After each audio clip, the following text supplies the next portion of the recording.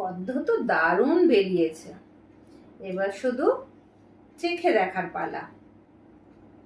দাঁড়াও, একটু ভালো করে চেখে দেখি।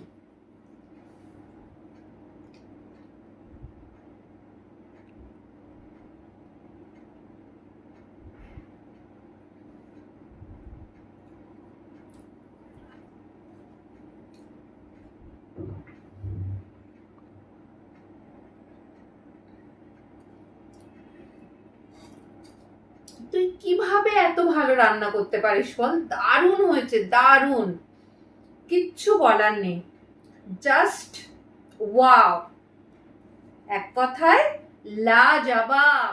গন্ধরাজ কাতলা বানানোর জন্য প্রথমে নুন আর হলুদ মিশিয়ে মাছগুলোকে ম্যারিনেট করে রাখতে হবে। এখানে চাইলে কিছুটা গন্ধরাজের ছিলকাও ইউজ করতে পারো। এখন কড়াইতে তেল গরম করব। অনেক চটকেছিস, এবার দে, তেলে দে। দাঁড়া, আর একটু চটকে নি। দেখ, ছেড়ে দাও।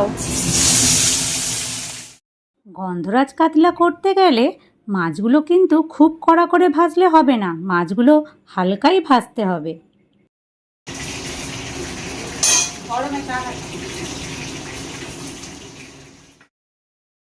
এখন গ্রেভির জন্য কিছু প্রিপারেশন করব।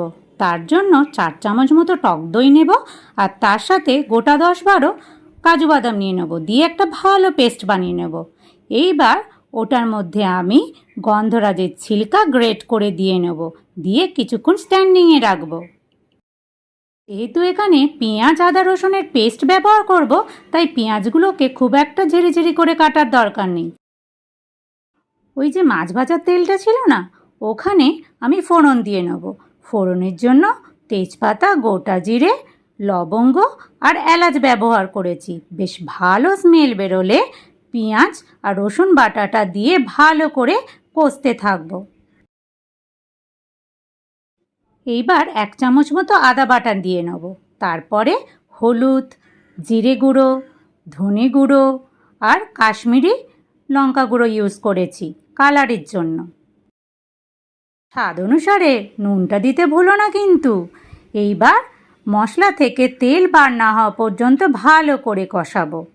এরপরে আমি যে টক দই কাজু বাদামের পেস্টটা বানিয়ে রেখেছিলাম ওটাও দিয়ে নেব, দিয়ে বেশ 10 মিনিট ধরে অল্প আঁচে কষতে থাকবো। ভালো করে কষা হয়ে গেলে আমি মশলার বাটি ধোয়া জল দিয়ে নেব। ব্যালেন্সিংয়ের জন্য অল্প পরিমাণে